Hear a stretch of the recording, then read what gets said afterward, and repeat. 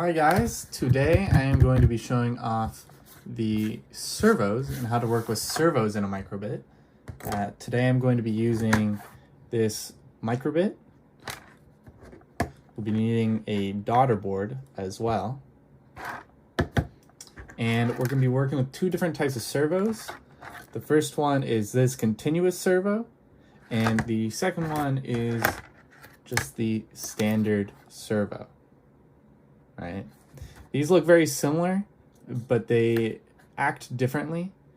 So make sure to look out for this little continuous thing. That's the best way to figure out which is which. The difference between a servo and a continuous servo is a servo will take an input of some number, some direction, right? So anywhere from 0 to 180, because it will go in a full half circle. So this might be 0 degrees, and this side might be 180 degrees. And I'll show that off a little bit more later as well. A continuous servo, on the other hand, interprets that same number instead of a position as a direction in which to rotate and a speed, right? So this, maybe if I tell it 180, it'll go clockwise at its fastest speed, or counterclockwise at its fastest speed. If I tell it 0, it'll go clockwise at its fastest speed. If I tell it 90, it'll be at about a standstill. So we'll play around with that in a little bit as well. And we're going to need to work with this daughterboard. It's going to be one of the main things we're working with today as well.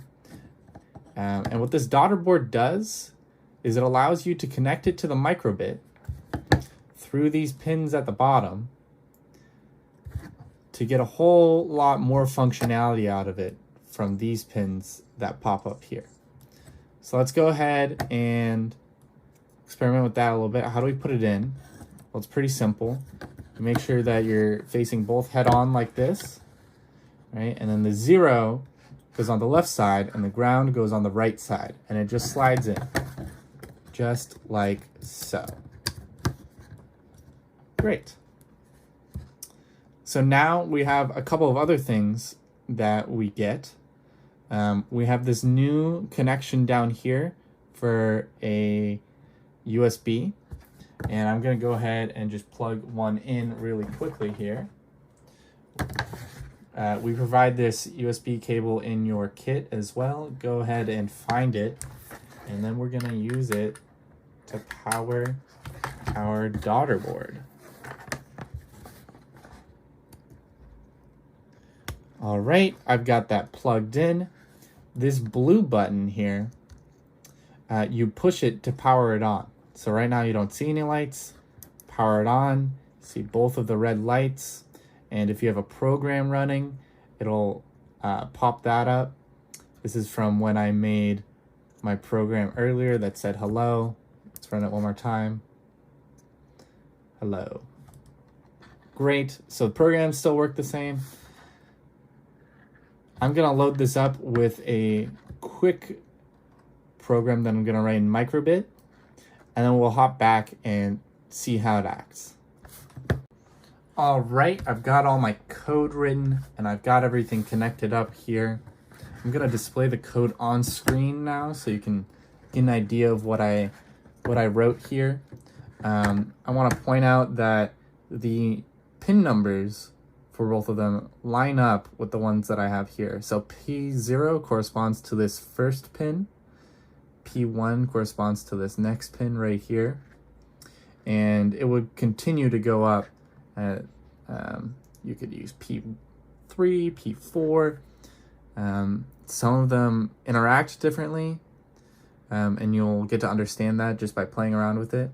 But that's what that number means. And I've set A to tell both of the servos to move to the position 180. So I'm going to go ahead and press that. Let's see what happens. All right, so this normal servo didn't move very much.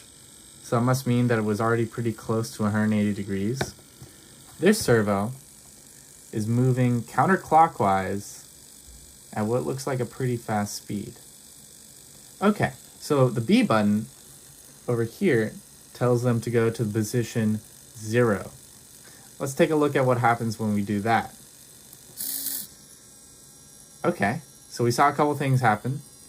First of all, this servo, this continuous servo, started rotating clockwise at a fast speed, and this servo just moved 180 degrees, which is pretty much what we expected.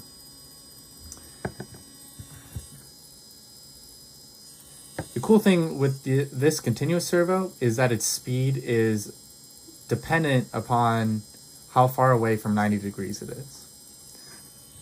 90 degrees is stop for the continuous servo. So let's try that out. I've programmed A and B to be 90 degrees. We should see the continuous servo stop and the normal servo move to 90 degrees. Look at that. Isn't that cool? And what you can do is you can connect these servos to different gadgets. You can make cool different things with it.